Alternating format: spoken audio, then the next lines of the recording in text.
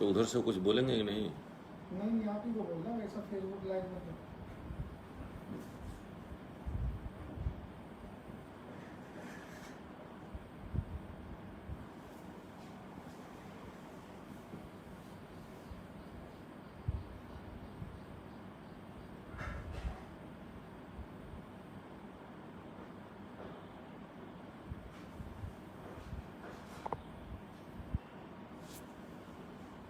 मैं बाल मुकुंद, संगठन सचिव, अखिल भारतीय इतिहास संकलन योजना।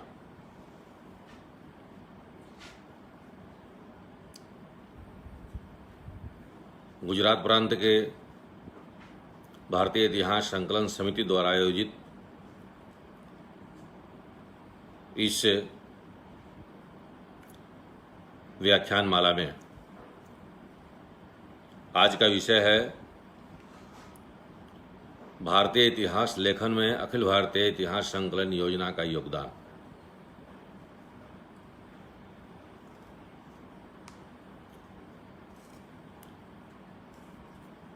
भारत में इतिहास लेखन की परंपरा बहुत प्राचीन काल से चली आ रही है, लेकिन विदेशी विद्वानों का ये मानना था कि भारत में इतिहास लेखन की परंपरा नहीं थी। यह उनका एक षड्यंत्र था। इसका परिणाम हुआ कि वो भारत में आने के बाद अपने कॉलोनी को, अपने डायनेस्टी को परमानेंट करने के लिए भारत के इतिहास के साथ अपघात किए और भारत के इतिहास को हिस्ट्री में कन्वर्ट कर दिया। और जो बातें उन्होंने कही उसका परिणाम बहुत दूरगामी हुआ। फ्रेंच के एक विद्वान का कहना है कि जो भारत का इतिहास देखता हूं तो लगता ही नहीं कि वो भारत का इतिहास है, क्योंकि तो पराजितों का इतिहास है, अपमानितों का इतिहास है, मार खाने वालों का इतिहास है, युद्ध में हारने वालों का इतिहास है। इसलिए आवश्यकता पड़ी कि भारत का इतिहास भारतीय चैतन्य के प्रकाश में देखा जाए, समझा जाए, शोध किया जाए और उसका लेखन हो, उसका प्रकाशन हो। स्वतंत्रता के पूर्व, अंग्रेजों के पूर्व मुगल दरबार में दरबारियों के द्वारा किए गए प्रशस्तियों को इकट्ठा करके और तवारीख के रूप में उसको इतिहास का रूप देने का प्रयास किया गया। वहां तक तो ठीक था, क्योंकि वो अपने राजा के और राज्य के कर्मों के गुणगान को ही इतिहास मानते थे। लेकिन जब अंग्रेजों का वर्चस्व भारत पर हुआ तो उन्होंने षड्यंत्र पूर्वक भारत के इतिहास को एक हथियार बना करके भारत को गुलाम बनाने का कार्य किया। उन्होंने कुछ फाइंडिंग दी, उन्होंने अपने हिस्ट्री के समझ को इतिहास पर थोपने का प्रयास किया और ये कहा कि भारत में इतिहास लेखन की परंपरा नहीं थी, हम इतिहास प्रारंभ कर रहे हैं। इतिहास को परिभाषित करते हुए उन्होंने कहा कि इतिहास बीते हुए समय का दस्तावेज है, इतिहास को वर्तमान और भविष्य से कोई संबंध नहीं है। और इसका परिणाम हुआ कि भारत के जो भी गौरवशाली इतिहास थे वो कहीं ना कहीं छुप गए या छुपा दिए गए। उन्होंने एक फाइंडिंग दी कि भारत में जिस युद्ध से सत्ता परिवर्तन होगा वही इतिहास का अंग माना जाएगा। स्वाभाविक रूप से संपूर्ण भारत पर भारतीयों का शासन था, छोटे छोटे रियासतों से लेकर बड़े बड़े राज्यों के तक, और जिस पर मुगलों के द्वारा या तुर्कों के द्वारा जो भी युद्ध हुए और जिस युद्ध में भारतीय जीते वो इतिहास का अंग नहीं हो सका, और जिसमें भारतीय हारे वो इतिहास का अंग हुआ। उदाहरण के लिए तराइन का 1191 का युद्ध भारतीय इतिहास का अंग नहीं बन सका, क्योंकि उसमें पृथ्वीराज चौहान मोहम्मद गोरी को पराजित करते हैं। दस्ताने फरिश्ता में इसका विशद वर्णन देखने को मिलता है। और 1192 का तराइन का युद्ध, जहां पृथ्वीराज चौहान मोहम्मद गोरी की सेना से हार जाते हैं, वह इतिहास का अंग बनता है। एक उदाहरण से स्पष्ट होता है कि सारे के सारे जितने युद्ध हमारे जो हम जीते, जहां हम विनर रहे, वह इतिहास का अंग नहीं बना, जिसका परिणाम है कि जब इतिहास जब पढ़ते हैं तो उसमें जहां जहां हम लूजर रहे हैं वही इतिहास दिखाई देता है, वही इतिहास का अंग बना। आजादी के समय राष्ट्रवादी इतिहासकारों का एक बड़ा संच था और उन लोगों ने भारतीय दृष्टि से भारत का इतिहास लिखा। पूर्व में भी, चाहे वो महाभारत हो, चाहे रामायण हो, चाहे पुराण हो, अरण्यक हो, ब्राह्मण ग्रंथ हो, ये सब में इतिहास के हिस्टोरिकल रूट्स कहीं ना कहीं देखने को मिलते हैं। वास्तव में ऐतिहासिक ग्रंथ हैं वो, लेकिन वो हिस्ट्री की परिभाषा में फिट नहीं बैठते थे। इसलिए एक षड्यंत्र और हुआ। उन्होंने कह दिया कि भारत में जो भी ऐतिहासिक ग्रंथ हैं या जो भी ग्रंथ हैं, चाहे रामायण हो, महाभारत हो, उपनिषद हो, अरण्यक हो, ब्राह्मण ग्रंथ हो, ये सब मिथक हैं, इनका ऐतिहासिक एविडेंसेस नहीं हैं।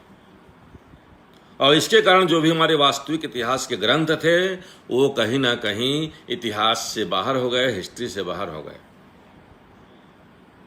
लेकिन आज़ादी के स्वतंत्रता संग्राम के दौरान, चाहे भगिनी निवेदिता हो, चाहे स्वामी विवेकानंद हो, चाहे स्वामी दयानंद सरस्वती हो, पंडित मदन मोहन मालवीय हो, यहाँ तक महात्मा गांधी जी भी ने इस विषय को उठाया था, लोकमान्य तिलक जी ने उठाया था कि भारत का इतिहास अंग्रेजों और मुसलमानों के द्वारा विकृत किया गया है, इसका लेखन स्वतंत्रता के बाद तुरंत होना चाहिए। भगिनी निवेदिता ने तो यहाँ तक कहा कि जब तक भारत का इतिहास भारतीय चैतन्य के प्रकाश से भारतीय इतिहासकारों के द्वारा नहीं लिखा जाता, जब तक प्रकाशित नहीं होता, तब तक भारत के विश्वविद्यालयों से इतिहास विभाग को बंद करना चाहिए। और ऐसे 50 देशों का उदाहरण है कि स्वतंत्रता के बाद जब देश स्वतंत्र हुए 6-6 महीने तक वहां के पुराने इतिहासों को जलाया गया और नए सिरे से वहां के एविडेंसेस के आधार पर स्वाभिमानपूर्ण इतिहास को लिखा गया। भारत में भी स्वतंत्रता के बाद ही इसका प्रयास प्रारंभ हुआ था। उसके पहले के.पी. जायसवाल साहब ने हिंदू पॉलिटी के नाम से पुस्तकें लिखी थी। अनेक पुस्तकें इस प्रकार के रामायण, महाभारत और वेदों के अलावा विद्वानों द्वारा लिखी गई थी। Professor RC. मजुमदार जी ने प्रयास किया कि भारत का इतिहास भारतीय दृष्टि से लिखा जाए। उन्होंने एक सरकार से अप्रोच भी किया, लेकिन उनको वह नहीं मिला सुविधा। भारतीय भवन ने उनकी पुस्तक 12 बालों में छापी, लेकिन उसको उतना प्रतिसाद नहीं मिला जितना साम्यवादी इतिहासकारों का प्रभाव आगे बढ़ा। प्रोफेसर वासुदेव शरण अग्रवाल, पंडित भगवत दत्त, श्रीमान मुंशी जी ने, जी.सी. पांडे जी ने, ऐसे बहुत सारे इतिहासकारों ने भारत का इतिहास लिखने का प्रयास किया। पंडित भगवत दत्त जी ने तो इस दृष्टि से उस समय के वर्तमान राष्ट्रपति महोदय को पत्र में लिखा था कि भारत का इतिहास विकृत है और उससे विकृतियां और बढ़ती जा रही हैं। इसलिए भारतीय चैतन्य के प्रकाश में भारतीय इतिहासकारों के द्वारा भारतीय एविडेंसेस पर भारत के स्वाभिमान के लिए इतिहास का लेखन होना चाहिए। लेकिन उनका पत्र का कोई जवाब नहीं मिला। उन्होंने 2 बालों में अपने भारत का इतिहास, भारत के प्राचीन इतिहास लिखा है, जिसे उनके पुत्र ने, सत्यशर्मा जी ने प्रकाशित किया है, जो आज मार्केट में है। इतना ही नहीं हुआ तो 1960 के आसपास में उस समय के नवोदित 3 विद्वानों ने, स्वनाम धम्म ने, रोमिला थापर जी ने, हरवंश मुखिया जी ने और बिपिन चंद्रा ने मिलकर के एक 72 पन्ने के 3 लेख लिखे। वह लेख भारतीय इतिहास को बर्बाद करने में बहुत बड़ा मील का पत्थर साबित हुआ। और उस समय के सरकार से सारे उनको प्रश्रय प्राप्त हुए। वो सब लोग दिल्ली और अलीगढ़ विश्वविद्यालय के बड़े प्रोफेसर हुए और उन्हीं की पुस्तकों को पढ़ाया गया। उन पुस्तकों को देखने पर ऐसा लगता है उसमें जो जिस्ट निकलता है, जो पॉइंट आउट किया जाए, तो उसमें रहता है कि मुसलमानों के आने के पहले भारत में कोई संस्कृति नहीं थी। मुसलमानों ने कोई ऐसा अत्याचार नहीं किया जो पहले यहाँ हिंदू अपने छोटे तबकों पर नहीं करते थे। इस प्रकार के बहुत सारे विद्रुप्त इतिहास को सामने लाया गया और हमारा दुर्भाग्य हुआ कि उस समय के पाठ्य पुस्तकों के माध्यम से 1972 में स्थापित भारतीय इतिहास अनुसंधान परिषद के माध्यम से उसी प्रकार के इतिहास को सम्मान मिला, ऐसे इतिहासकारों को ही सम्मान मिला। इसलिए आवश्यक लगा कि भारत का इतिहास भारतीय इतिहासकारों के द्वारा भारतीय चैतन्य के प्रकाश में भारत को स्वाभिमान को देने वाला जो इतिहास का मूल अवधारणा है, उसके आधार पर इतिहास को लिखा जाए। 1973 में सरस्वती नदी का काम प्रारंभ हुआ। महाराष्ट्र के एक गृहस्थ इतिहासकार, इतिहास रुचि रखने वाले, इतिहास जीने वाले बाबा साहब आप्टे और मोरोपंत पिंगले जी ने इस विषय को सामने उठाया और 1973 में सरस्वती रिवर, सरस्वती नदी थी और वेदों की रचना सरस्वती नदी के किनारे हुई थी, तो सरस्वती लुप्त हुई है तो कहाँ है और कैसे है, उसको आधार बना करके काम प्रारंभ हुआ। हरिभाऊ बांकड़कर ने, जो पद्मश्री थे, प्रख्यात पुरातत्ववेता थे, उन्होंने भीमबेटका में पेंटिंग की खोज करके मानव का उम्र, उस पेंटिंग का जो काल है, उसको 1,00,000 वर्ष पहले स्थापित करने का प्रयास किया। उससे एक नई ऊर्जा और नई चीज सामने हमारे आई और बाबा साहब आप्टे समिति के नाम से एक संस्थान बना करके और भारत के इतिहास को भारतीय चेतना के प्रकाश में देखने का प्रयास प्रारंभ हुआ। Haribhau Bankadkar, professor K S. Gupta, professor Devendra Swarup जैसे लोगों ने इस काम को आगे बढ़ाया। महाभारत के उस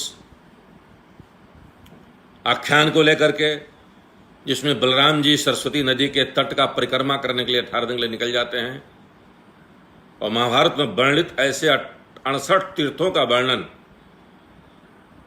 को आधार बनाकर सरस्वती नदी का खोज प्रारंभ किया गया।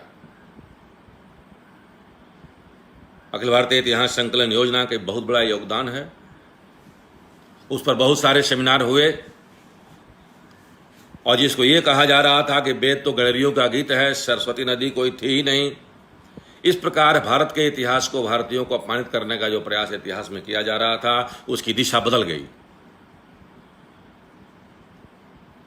आगे चलकर पुरातत्ववेताओं के माध्यम से, ओएनजीसी के माध्यम से, इसरो के माध्यम से वैज्ञानिक विधि से सरस्वती नदी की खोज हुई।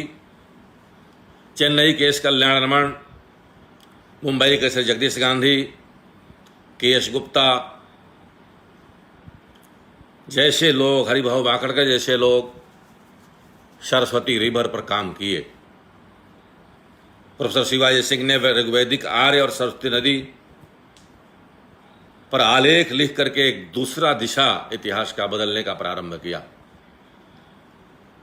आज परिणाम है कि सरस्वती नदी सब प्रकार से हमारे सामने आ गई है और कुछ किलोमीटर तक वो प्रवाहित होने की स्थिति में आ गई है। कई प्रकार का विदंडावाद लोग प्रारंभ कर रहे हैं उसमें, लेकिन फिर भी यह स्थापित हो गया और पूरे विश्व में सरस्वती रिवर और सरस्वती रिवर सभ्यता का एक बड़ा योगदान, एक बड़ा दिशा इतिहास के क्षेत्र में प्रारंभ हुआ। 2008 में सेमिनार किया गया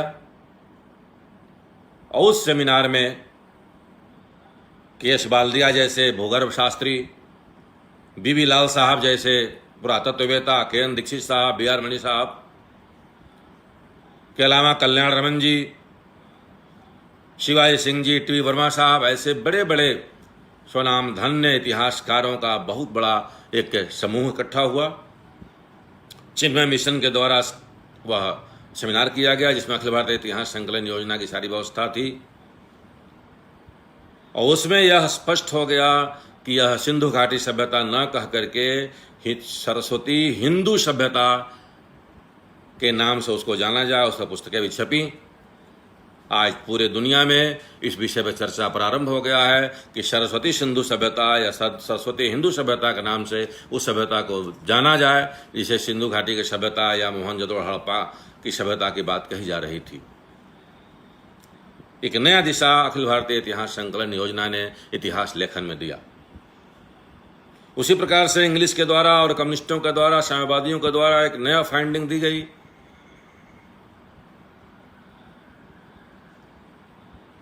कि जो मोहनजोदड़ो हड़प्पा का विनाश हुआ वो विनाश करने वाले कुछ बाहर से आए हुए तत्व थे जिन्हें आर्य कहा गया। आर्यों ने आकर के उसको नष्ट किया, भ्रष्ट किया। उसके पहले जो सभ्यता थी वो कोई बाहरी की सभ्यता थी, उसको बिना डिफाइन किए कई प्रकार की समस्याएं वहां खड़ी की गई। आर्य बाहर से आए थे। यह स्थायी व्यवस्था हमारे इतिहास में विकृत इतिहासकार द्वारा स्थापित करने का प्रयास किया गया था। अखिल भारतीय इतिहास संकलन योजना ने एक नई दिशा दी।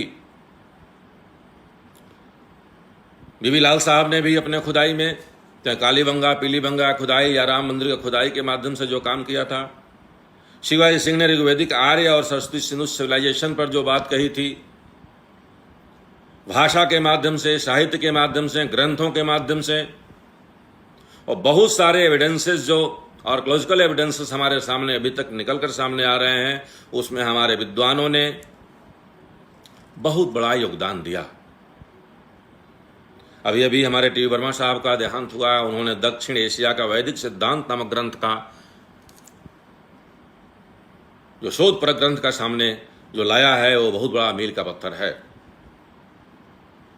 हमारे उत्तर प्रदेश के विद्वानों के द्वारा लहुरादेवा में उत्खनन के द्वारा प्राप्त 6000 वर्ष ईसा पूर्व वर्ष के पहले का कल्टिवेटेड राइस का जो प्रमाण सामने लाया, वह हमारी सभ्यता को प्राचीन रूप ले जाने में सफल हो पाई। आर्य बाहर से नहीं आए थे। इसके लिए सैकड़ों सेमिनारों के माध्यम से, ग्रंथों के माध्यम से, आर्य कौन थे के माध्यम से, आर्यों को समझने के माध्यम से, आर्यों के कृतियों के माध्यम से हम यहाँ सफल हो पाए हैं कि आर्य कोई बाहर से नहीं आए थे। ये अंग्रेजों का षड्यंत्र था कि भारत के समाज को बांटना। पहले आर्य और द्रविड़ों में बांटा, वह झगड़ा कहीं कम हुआ तो उन्होंने मूल निवासी का एक नया समस्या खड़ी की कि जो भी बाहर से लोग आए हैं वो आर्य हैं और जो यहाँ के लोग हैं वह मूल निवासी हैं। यह संघर्ष कराने की बात प्रयास किया गया था, लेकिन वह प्रयास उनका निष्फल हुआ है। कोई आर्य बाहर से नहीं आया। मोहनजोदड़ो का हड़प्पा खुदाई में जो 2 मूर्तियां मिलती हैं, एक मुखौटा मिलता है जिसको उन्होंने कहा कि ये पुजारी है, पृष्ठ है, और दूसरा एक स्टेचू मिलती है जो कहते हैं कि नर्तकी है।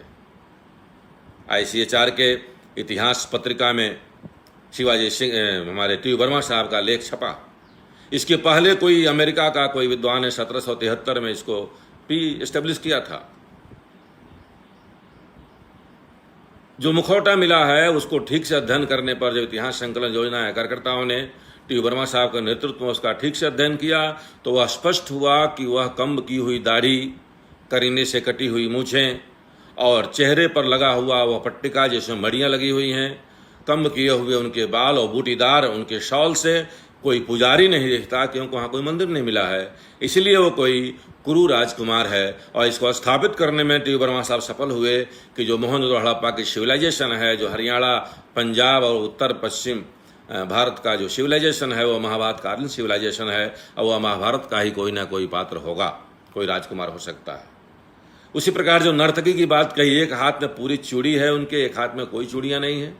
आज भी राजस्थान की महिलाएं अपने बाएं हाथ में पूरी चूड़ी पहनती हैं, दाहिने हाथ में नहीं पहनती, दाहिने से काम करना पड़ता है। अर्थात वो हमारा सीक्वेंस है जो वर्षों से परंपरा आ रही है, उसका सीक्वेंस मिलता है। और टी वर्मा साहब कहते हैं कि वह कोई नर्तकी नहीं, वो अन्नपूर्णा का मूर्ति हो सकता है। इस प्रकार के बहुत सारे काम हमारे सामने पड़े हुए हैं जो नए दिशा में इतिहास को मोड़ रहे हैं। हैदराबाद के हमारे विद्वानों ने कालगणना पर बड़ा काम किया। तो हम देखते हैं कि एक पुस्तक पतली सी छपी, is Sandra quotes Chandragupta Maurya question mark, और उसका परिणाम हुआ कि कर्नोलॉजी हमारी सारी की सारी अगर चंद्रगुप्त ही सेंड्रा कोटस है या समुद्रगुप्त सेंड्रा कोटस है, तो हमारे विद्वानों का मानना है, इतिहास संकलन योजना का मानना है कि सेंड्रा कोटस अगर समुद्रगुप्त है या चंद्रगुप्त है तो क्रोनोलॉजी बदल जाएगी। क्योंकि ईसाइयों का षड्यंत्र था कि कुरान बाइबल में लिखा है कि ईसा से 4002 वर्ष पहले ही मानव संस्कृति का या मानव का निर्माण हुआ था। इसलिए क्रोनोलॉजी को उसके पीछे ले जाने में वो हिचक रहे थे, चाहते नहीं थे। सारे क्रोनोलॉजी को, महाभारत को, रामायण को, वेद को ईसा से 2000 वर्ष पहले, 1500 वर्ष पहले, 600 वर्ष पहले तक लाकर खड़ा करना चाहते थे। इसीलिए गौतम बुद्ध की डेटिंग, आचार्य चाणक्य की डेटिंग, आचार्य शंकर की डेटिंग, सब में कहीं ना कहीं डिस्टॉर्शन दिखाई देता है। अखिल भारतीय इतिहास संकलन योजना इस डिस्टॉर्शन को दूर करने का प्रयास कर रहा है। जगत गुरु शंकराचार्य के कांची के वो शंकराचार्यों के जो नामावलियां हैं, जो उनके वंशावलियां, उसके आधार पर जब बात की जाती है तो यह स्पष्ट हुआ है कि जगत गुरु आद्य शंकराचार्य का उद्भव 5009 वर्ष ईसा पूर्व हुआ था। इसे 1200-1300 वर्ष का क्रोनोलॉजी पीछे जाती है और उससे महाभारत के 5000 वर्ष के जो डेटिंग है, जो कलयुग का 5174 वर्ष का जो हमारा युगाब्द का विषय है, जिसमें 36 साल हमारे जो स्थिर राज्य किए थे, तो महाभारत की डेटिंग हमारी 5000 वर्ष से ऊपर जाती है। हमारे कर्नाटक प्रांत के अध्यक्ष एस.आर. राव ने, जो बहुत बड़े मरीन आर्कोलॉजी के विद्वान थे, उन्होंने द्वारिका के खुदाई में इस बात को स्पष्ट किया था कि ईसा से 2800 वर्ष पूर्व महाभारत की घटना हुई थी। तो महाभारत को आधार बनाकर 5000 वर्ष का क्रोनोलॉजी पर इतिहास संकलन योजना नियमित रूप से कार्य कर रहा है। और इतिहास लेखन के जो दिन निर्धारण है, जो तिथि निर्धारण है, उसमें अच्छी सफलता मिल रही है। गौतम बुद्ध की डेटिंग भी पीछे जाएगी, शंकराचार्य की डेटिंग पीछे जा रही है, आचार्य चाणक्य की डेटिंग पीछे जा रही है। अर्थात जो षड्यंत्र करके ईसा से के बाद सारे सिविलाइजेशन की बात की गई थी, भारतीय इतिहास संकलन समिति के कार्यकर्ताओं और प्रोफेसर्स के द्वारा उस दिशा को हम पीछे ले जाने का प्रयास कर रहे हैं। हमारा स्लोगन है, ना मूलम लिखते किंचित। हमने कभी भी बिना एविडेंसेस के नहीं लिखा है, लेकिन हम भी मानते हैं कि जो साहित्यिक स्रोत हैं, जो लोक कला परंपरा हमारी संस्कृति में सारे स्रोत हैं, जो हिस्टोरिकल रूट्स हैं, चाहे वो अरण्यक हो, चाहे ब्राह्मण ग्रंथ हो, चाहे पुराण हो, महाभारत हो, चाहे वेद हो, उपनिषद हो, सब में कहीं ना कहीं हमारे हिस्टोरिकल रूट्स हैं, उसको हम इग्नोर नहीं कर सकते। जब भीमबेटका के पेंटिंग, चित्रकूट के पेंटिंग और बहुत सारे राग पेंटिंगों के डेट निकालकर हम लाखों वर्ष पीछे जा सकते हैं, तो सिविलाइजेशन को 5000 10,000 वर्ष पीछे ढकेल करके ही इतिश्री करने का जो षड्यंत्र बाहर के लोगों का है, उससे बचाने का काम इतिहास संकलन योजना कर रहा है। हमारा मानना है, इतिहास कुशाभास शुक्राशयो महोदरा अक्षसूत्रम घटम बिभ्रत पंकजा भ्रमणान्वितः। इतिहास एक ऐसा स्वरूप है जिसका मुंह छोटा है, पेट बड़ा है, वह पवित्रता का प्रतीक है, वह कमल के पुष्प बैठा है, वह बहुत कोमल है, उससे छेड़छाड़ नहीं किया जा सकता। इसलिए इतिहास के अध्ययन के पीछे प्रासंगिकता का होना आवश्यक है। अनावश्यक इतिहास का अध्ययन, राजनीतिक रूप से इस इतिहास का अध्ययन या अपने राजनीति को स्थापित करने के लिए इतिहास का अध्ययन और उसका परिमार्जन करना, यह पाप है। इसलिए हम भारत के इतिहास को भारतीय दृष्टि जब देखते हैं तो ब्रह्मण्ड पुराण में हमको दिखाई देता है कि इतिहास चारों पुरुषार्थों को देने वाला है। धर्मार्थ काम मोक्षाणाम उपदेश समन्विताम इतिवृतम कथा युक्तम इतिहास प्रशिक्षते। इतिहास चारों पुरुषार्थों को देने वाला है। अब पुरुषार्थ हमारी कमाई है, पुरुषार्थ अर्जित किया जाता है। इतिहास उसमें हमको सहयोग करता है। इतिहास संकलन योजना ने प्रयास करके भारतीय ग्रंथों से 40 से अधिक परिभाषाएं एकत्रित की है, जिसमें पुरुषार्थ को देने वाला इतिहास एक परिभाषा है। चरक संहिता में इतिहास को परिभाषित करते हैं, महाभारत में इतिहास को परिभाषित करते हैं, ऋग्वेद में भी 3 बार इतिहास शब्द का वर्णन हुआ है। रामायण वाल्मीकि रामायण में भी इतिहास का वर्णन है। तुलसी के रामायण में तो कदम कदम पर बताते हैं, अब इसके आगे का इतिहास मैं बताता हूं। ऐसी स्थिति में जहां इतिहास हमारे जीवन का आवश्यक अंग है, जीने का वास्तविक स्वरूप है, उसको एक आत्मश्लाघा और बुद्धि विलास का विषय बना करके राजनीतिक उपयोग करने का प्रयास किया गया था। अखिल भारतीय इतिहास संकलन योजना ने आर्यन समस्या को लेकर के, सरस्वती की समस्या को लेकर के, कालगणना की समस्या को लेकर काम तो किया ही, इसके साथ ही इतिहास की दिशा दूसरे तरफ भी जानी चाहिए। इतिहास मन का विषय है, मानव का विषय है, मानविकी है, इसलिए इसमें ममत्व और संवेदना का भी कहीं ना कहीं स्थान होना चाहिए। इसमें मनुष्य के भावनाओं का भी सम्मान होना चाहिए। दिन रात बदलने वाले सामाजिक परिस्थितियों का भी अध्ययन ठीक प्रकार से होना चाहिए। और इसलिए हमने इतिहास की परिभाषा ही नहीं, इतिहास विद्या पर जो काम हमने किया, हिस्टोग्राफी पर जो काम किया, जो इतिहास लेखन पर काम किया, जो रिसर्च पर काम किया, ये सब कैसे धनात्मक हो सकते हैं, भारतीय चैतन्य के प्रकाश में कैसे हो सकते हैं। इतिहास संकलन योजना इतिहास लेखन में इस विषय को प्रश्रय देता है, इस विषय पर जोर लगाता है कि इतिहास लेखन, भारतीय इतिहास लेखन में भारतीय चेतना का समावेश होना आवश्यक है। हम भारतीय दृष्टि से भारत का इतिहास देखेंगे तो भगत सिंह हमको एक वीर पुरुष और क्रांतिकारी दिखाई देंगे। अगर यूरोसेंट्रिक होकर देखेंगे, यूरोपियन दृष्टि से देखेंगे तो भगत सिंह एक आतंकवादी दिखाई देंगे। भारत के इतिहास में यूरोपियन और अमेरिकन दृष्टि की आवश्यकता नहीं है। अखिल भारतीय इतिहास संकलन का मानना है कि भारत के इतिहास के लेखन में भारतीय दृष्टि यह महत्वपूर्ण अंग होना चाहिए, महत्वपूर्ण विषय होना चाहिए।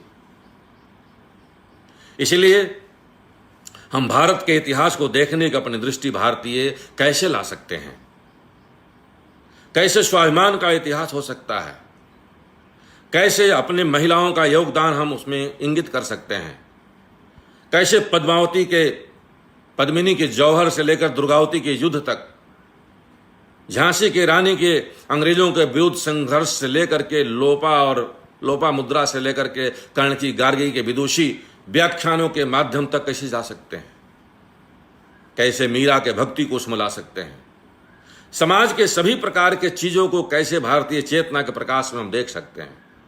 अगर हमारे देखने की दृष्टि भारतीय रही तो भारत का इतिहास हमारे स्वाभिमान का इतिहास होगा और भारत का इतिहास भारत के निर्माण का इतिहास होगा। इसलिए पहला शर्त है कि भारत के इतिहास को भारतीय दृष्टि से देखा जाए, उसका शोध भी भारतीय दृष्टि से होना चाहिए। हमको चाहिए क्या? किसी विद्वान ने कहा है कि जब शोध करने वाला व्यक्ति कहीं शोध करने जाता है तो वो अपने मतलब की चीजों को ढूंढता है। हमारी दृष्टि क्या होना चाहिए? शोध का विषय क्या होना चाहिए? इतिहास संकलन का मानना है कि अगर निगेटिव बातों को हम शुरू करेंगे तो निगेटिव ही हमको प्राप्त होगा।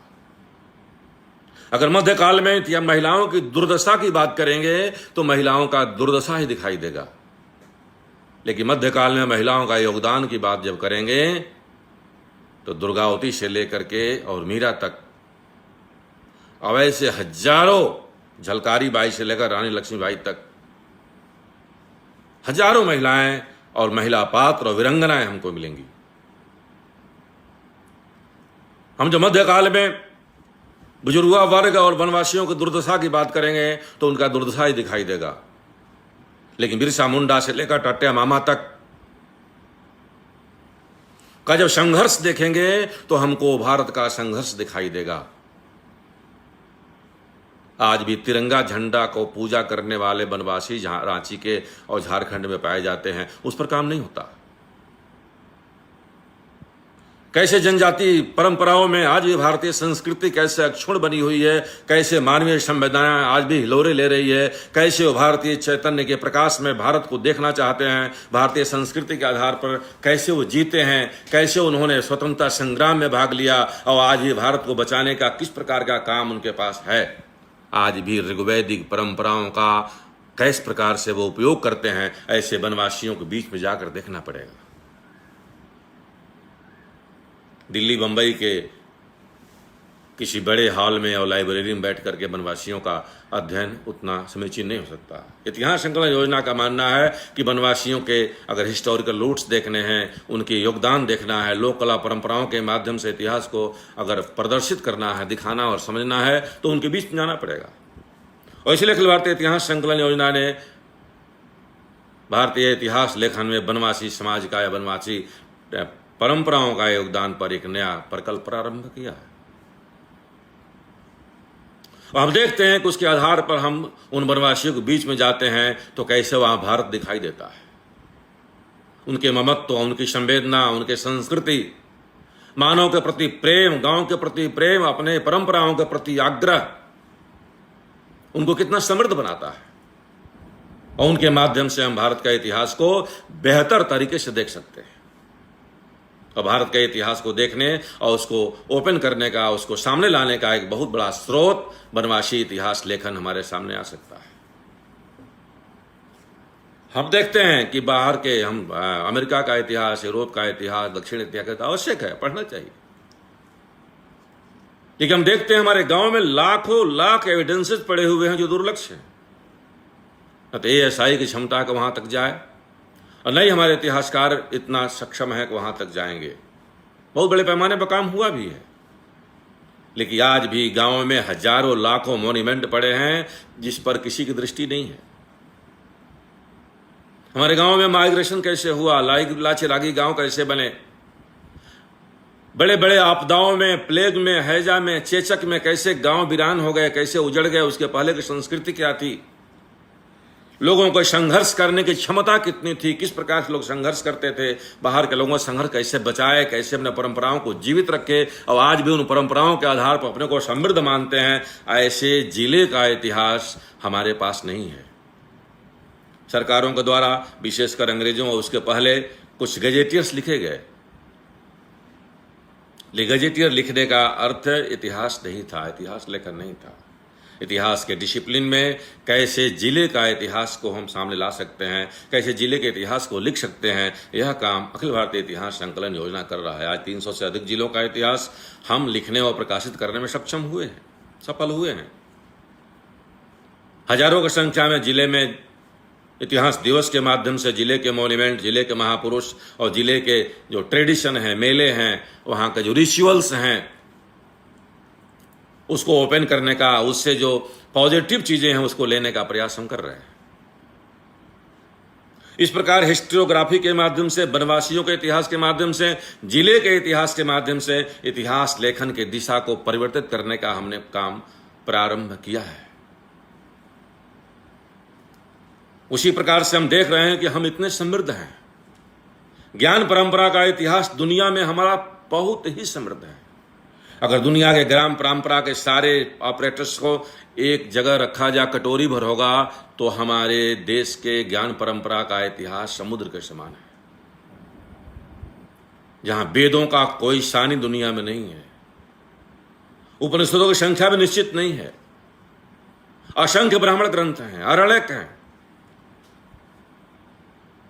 इसके अलावा रामायण, महाभारत जैसे काव्य, महाकाव्य हजारों की संख्या में है।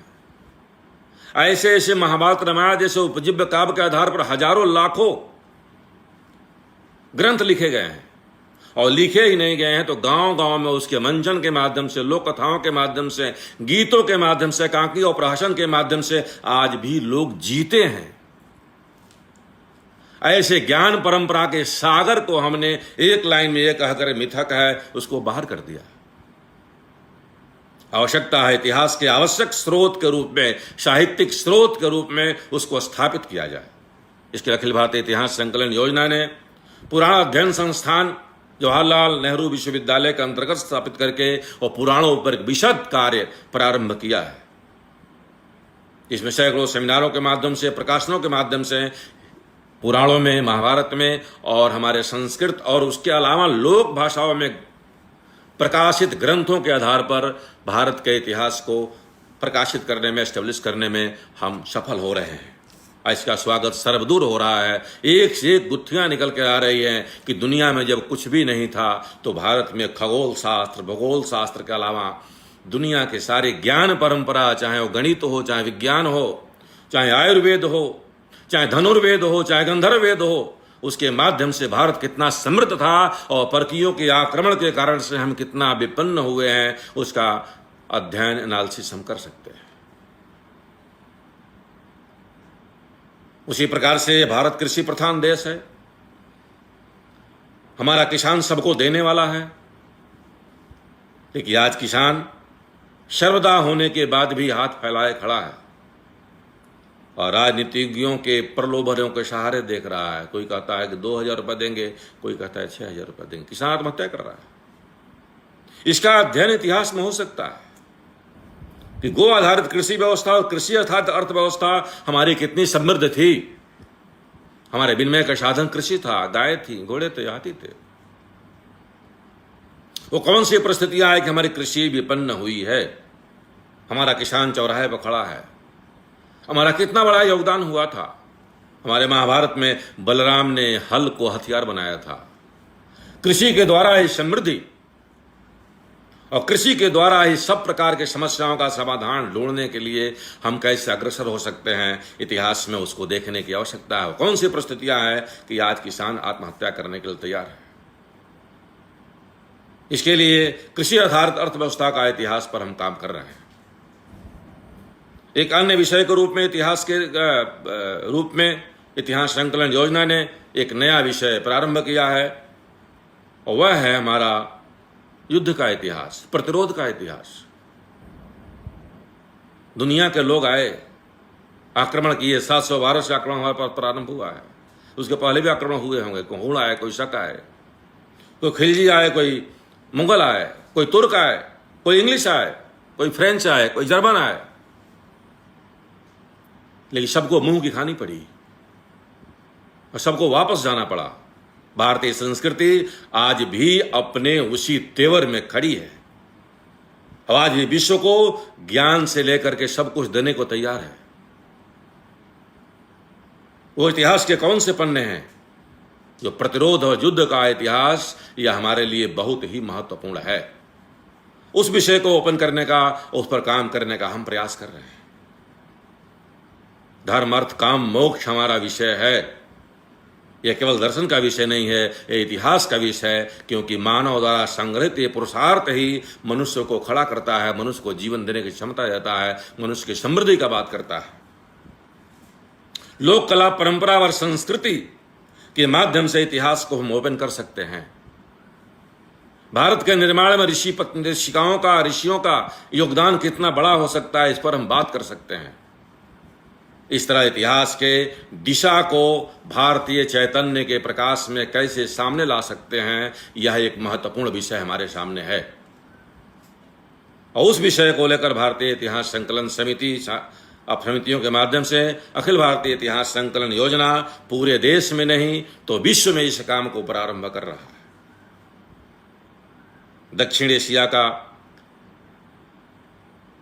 दक्षिण और दक्षिण पूर्व एशिया इतिहास कॉन्फ्रेंस के माध्यम से हम दक्षिण और दक्षिण पूर्व एशिया के 19 देशों का एक संच खड़ा किए।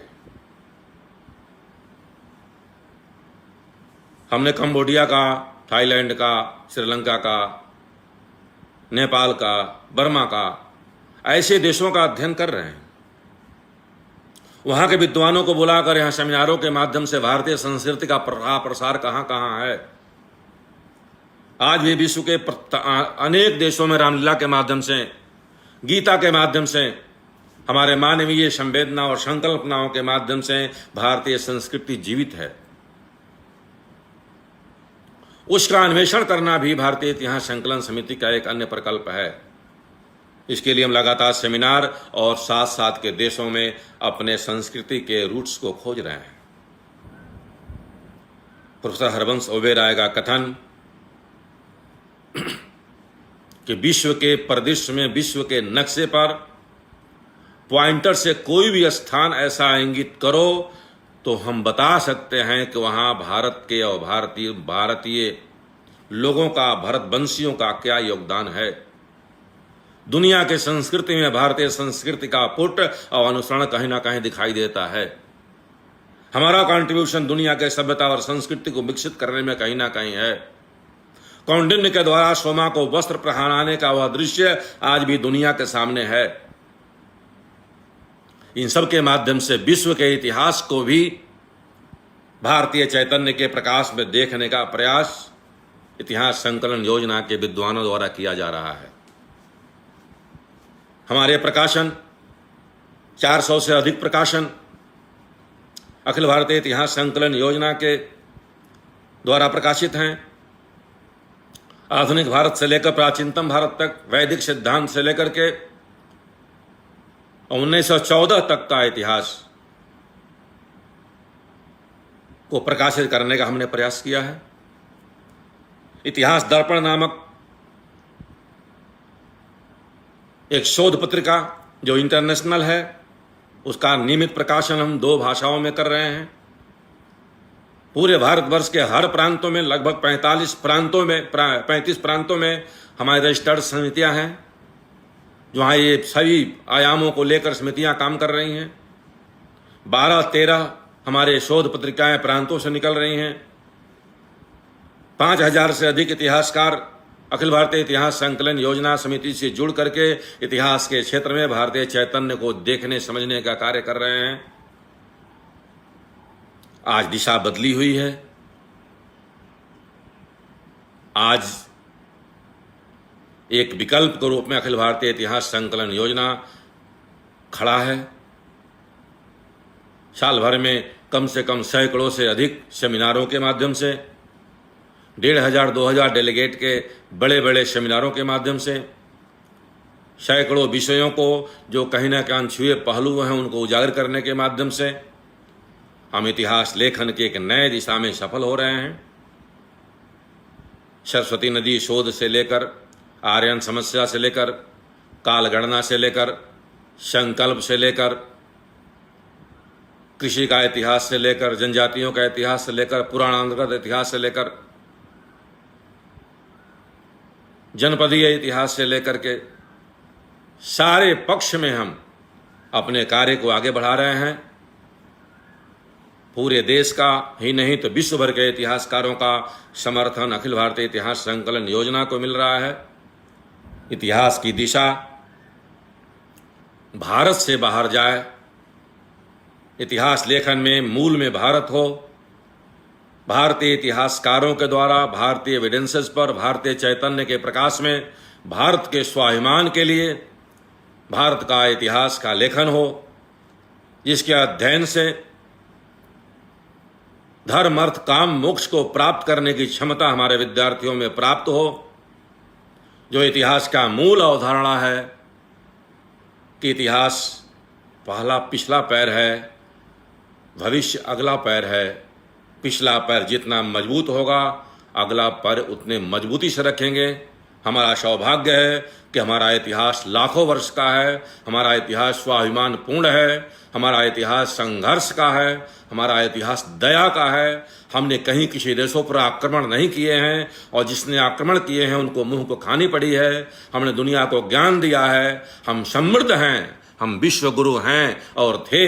इसको स्थापित करने में जो हमारा रेलिवेंस है, जो हमारी प्रासंगिकता इतिहास पढ़ने की, वह है अतीत को वर्तमान में स्थापित करके भविष्य का निर्माण करना। इतिहास का अध्ययन भविष्य के लिए करना, वह मिथक कि इतिहास का अध्ययन इतिहास के लिए, इसको तोड़ करके भारतीय इतिहास हिस्ट्री से अपने को अलग करके और इतिहास के रूप में स्थापित हो रहा है। आशा है कि देश भर के इतिहासकार हमारे साथ जुड़ करके, अखिल भारतीय इतिहास संकलन योजना के साथ जुड़ करके एविडेंसेस के आधार पर नामूलम लिखते किंचित के स्लोगन को साथ लेकर के अपने मूल को देख करके ठीक प्रकार से क्रॉस चेकिंग करके साहित्य के द्वारा, पुरातत्व के द्वारा, लोक कला परंपराओं के आधार पर, ग्रामीण क्षेत्रों में फैले हुए एविडेंसेस के आधार पर हम भारत का इतिहास भारतीय चैतन्य के प्रकाश में लिखने, शोध करने, देखने और प्रकाशित करने और बाद में विद्यार्थियों के पढ़ने के लिए पाठ्य पुस्तकों का निर्माण करने में सक्षम हो रहे हैं। इसमें देश भर के इतिहासकारों का, विश्व भर के इतिहासकारों का, ऐसे देशभक्त इतिहासकारों का योगदान हमें प्राप्त हो रहा है। आज गुजरात प्रांत के इतिहास संकलन समिति के द्वारा यह व्याख्यान मेरे द्वारा कराया गया। इसके लिए मैं विशेष रूप से राष्ट्रीय उपाध्यक्ष गिरीश भाई ठाकर और अंबादान रोहड़िया जी और अन्य सारे हरिभाई, अन्य अपने गुजरात के कार्यकर्ताओं के प्रति आभार व्यक्त करते हुए अपनी वाणी को विराम देता हूं। धन्यवाद।